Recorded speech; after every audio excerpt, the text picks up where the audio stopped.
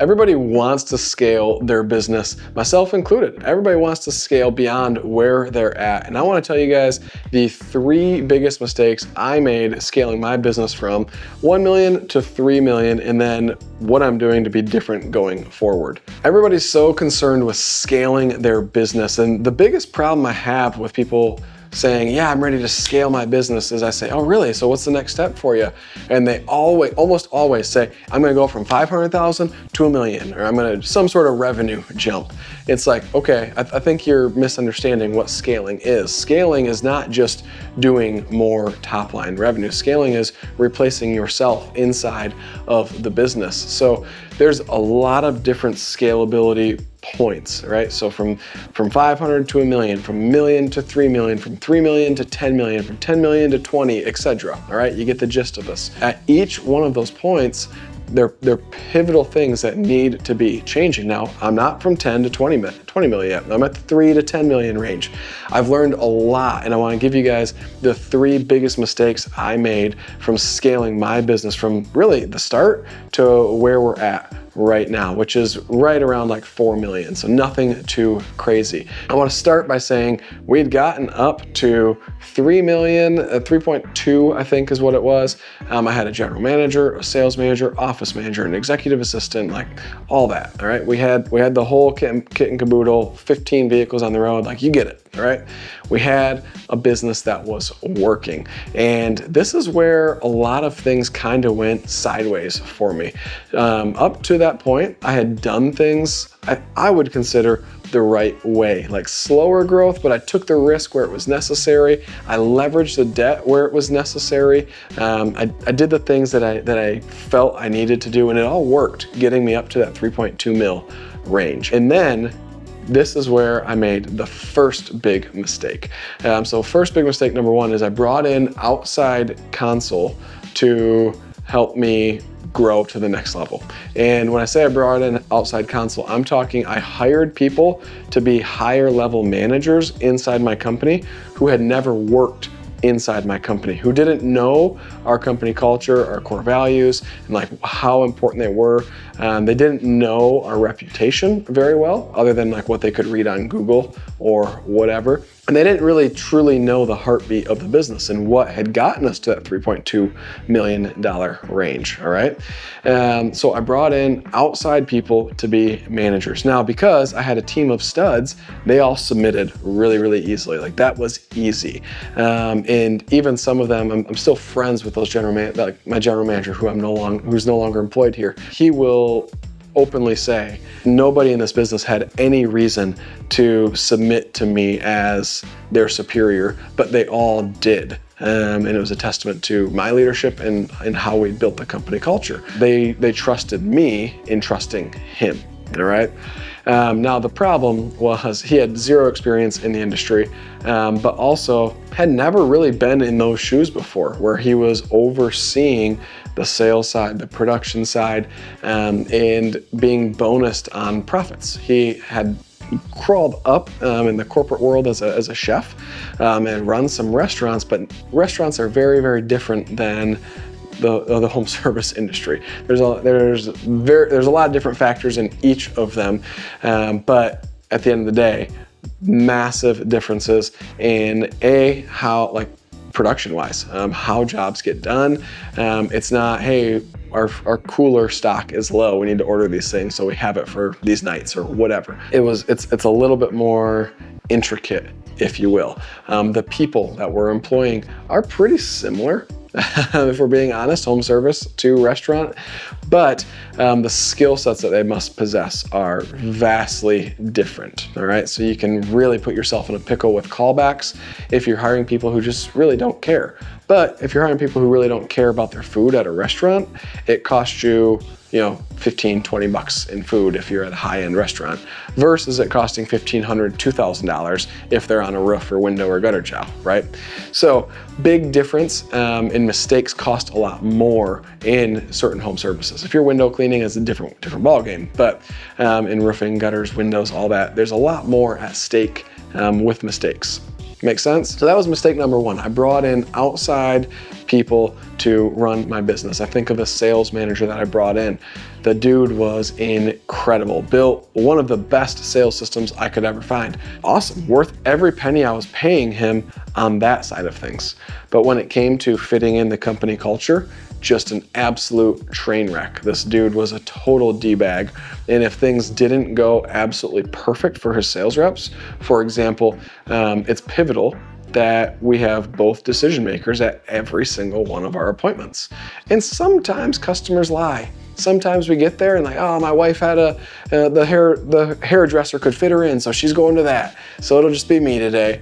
And this sales manager would freak out on our entry-level office people for not booking it right.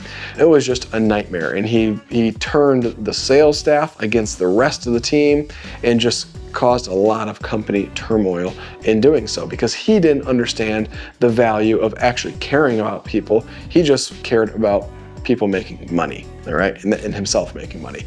So while he had the skill set to lead on the sales side, he did not have the personality nor skill set to actually be a leader, all right? Makes sense? He was a good sales manager, piss poor leader. So two big positions that I brought outside people in and gave them managerial status with a lot of say in the company that maybe took us back a step or two.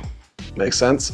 So I'm not a big fan of hiring somebody from outside the industry, outside your four walls, and putting them in a management position. So let's move on to mistake number 2 that I made. So that was big mistake number 1. Big mistake number 2 was once I had those pieces in place, I was like, well, now I've got all this time. Instead of doubling down and making this business bigger, better, becoming a better leader myself and growing the team internally, I was like, I'm just gonna start all these other businesses. And so I legit started 3 more gutter businesses, a pole barn business, an excavation business. I broke ground on $1 million property, commercial property for storage rentals.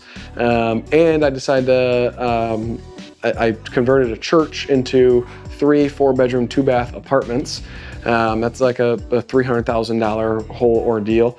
And then I also decided to add 6,000 square feet onto my house. So 8 big ventures that I decided to do with 0 proof that who I hired was gonna work, that we were gonna grow the business still, or any of that stuff. I was just like, yeah, let's just go ahead and do this thing. And I got distracted, all right? I went in every direction but one. And now you might be like, oh, well, Colin, I'm only gonna start one other business. You know, once I get my business figured out, I'm just gonna start this one other business. Don't do it. I'm telling you right now, here I am 2 years later with 0 of those businesses, all right? I took a buyout in one of them. I closed up the other one. I closed up the 3 other gutter locations, all out of state. I closed up the excavation business. I took a buyout in the barn business. I did finish one of the real estate projects. The other one's up for sale. My house, I still haven't finished it. I was just like, nope, we're done. We gotta get back on track here. And truthfully, like I lost a ton of money and all that stuff. I mean, I think all in that year, 2023, like July of 23 through July of 24, I think all in cost me, this is not like banknotes money. This is like hard physical money. It cost me like 1.2 mil, all right? Like cost me, just boom, gone, all right? Between all the businesses and whatever else. So cost me a ton of money and my cash was just like dwindled. While I was doing all that crap, my $3.2 million business became 1.6 mil. While I had sales manager, general manager, office manager, executive assistant, all these people who were supposed to be maintaining, not just maintaining, but growing this business, were not doing so. They actually cut it in half. And so I had an extra $400,000 in salaries in these high-level managers that now my top line is cut in half, but I had 25% of that was just going towards their pay. That was 4 people's pay, all right? That's it. So you can see how all of this like blew up in my face big time. So do not like, do not get shiny object syndrome and be like, okay, well now I've got nothing going on, I'm gonna do this thing over here now. No, double, triple, quadruple down and become the absolute best that you can at the thing that got you to where you're at. That's where I royally messed up. So I closed up everything else. I still have gutter launch and then this. All right, that's it. All right, my house, I actually like, it's my pride and joy now, so I work on it when I can, except for drywall. I hire that out because nobody likes doing drywall. But I've done everything else because it's fun. I don't get to work with my hands in my business anymore, so that's what I get to do at home. So don't get the shiny object syndrome. Triple down on your existing business and look for ways that you can make it better every single day. And you'll have some boring time, and guess what? Enjoy it. All right, just enjoy it. Go golfing. All right, go hang out with your family, retire your wife, whatever that is, right?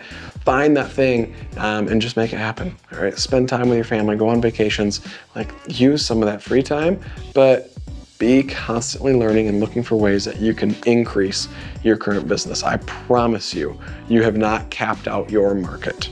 I promise you. All right, so let's move on to my third and final biggest mistake when it came to scaling my business, and that was hiring Sam as my videographer. So you were not expecting that, were you? My third actual biggest mistake that I made was leveraging everything. I had everything on credit. All my accounts with vendors, every single one of almost all of our vehicles. I mean, I had a few that we owned outright or we bought for cash, but for the most part, everything was leveraged. And you know, I just told you guys how I lost 1.2 mil over the course of 12 months. And that became like, that hurt. I can look at it and be like, all those things make us money each month. Every sales car makes its payment every month. Every box truck makes its payment every month. Every pickup truck for project managers makes its payment every month. It does. So it does make sense still from a banker perspective, or even like if you're one of those guys that is just like, use other people's money, like you can make it make sense. But when stuff got really, really tight, and I live in northern Michigan where winter hits, and it's like, oh my goodness, like winter's coming, and we like scratch and claw to do 150, 200 grand in January and February. Like scratch and claw. I mean, we're all on the phones all day, every day, like just trying to drum up any jobs that we possibly can to keep our team afloat, right? You know, our break even with overhead and all of our employees and all that is like 80 grand a month. That's a good chunk of change. So that's just like how much money we need to pay all of our bills and keep all of our people employed. So we have to actually do above and beyond that because we have material costs and all that. So really, like, we're not making any money until we do $150,000, $160,000 in a single month. All right, so we had to push it, and it really, really, really hurt when my cash was depleted. You know, and when things go sideways, the banks are the first to call and be like, hey, yeah, I need you to pay this thing off. What do you mean pay it off? It's got 3 years left on the note. Yeah, things are just looking a little bit volatile in your account, so I need you to pay this off. We're not willing to take that risk. It's like, what? Like, my accounts are all positive. I haven't missed a single payment. Like, stuff like that happens. It doesn't, like, these are banks that I've dealt with for a decade that I've had a good relationship with. Now, you know, truth be told, like I got to talk to the right people, and they're like, no, we're not gonna make that happen. Like, that's our bank policy, but we're gonna let it go for you, Colin, like not a big deal. But stuff like that happens, all right? When you go from consistently having, you know, 400,000 to $1 million plus in the bank to being hovering around 50 to 150,000, they're like, whoa, what's going on here, Colin? We know your business. That becomes a big problem, and people want their money right then. All right, you ever heard of, you know, this has happened in some depressions where mortgage companies just call you up and say, hey, yeah, you got to pay your bank, you pay your note. You're like, what? I'm like, yep, balloon payments due, let's go. They won't refinance it, nothing. This crazy stuff has happened in the past. Now there's regulations and things like that current, but in the time of like a depreciation, or not a depreciation, a depression, if you have a balloon payment on a commercial property, don't expect them to renew that. Like, just don't expect it. It ain't gonna happen. Crazy stuff. I've seen it. it sucks, right? So I've been there, I've done it. I hated having all of that debt.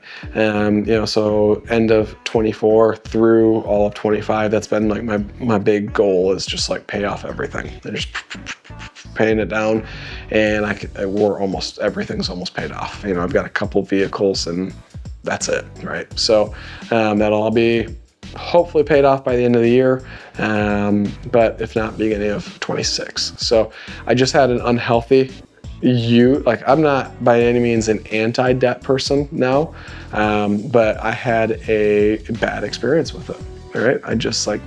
I felt like it got me, and I don't ever want to feel gotten again. So I'm just not going to put myself in that situation. I might, buy a truck or something like that and use the bank's money occasionally, but I'm definitely not going to do like every single vehicle like I have in the past. All right. It's just a different ball game nowadays. So, and that's 100% for you to like have that like realization.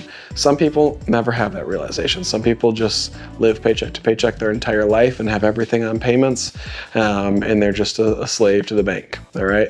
I don't want to live my life that way.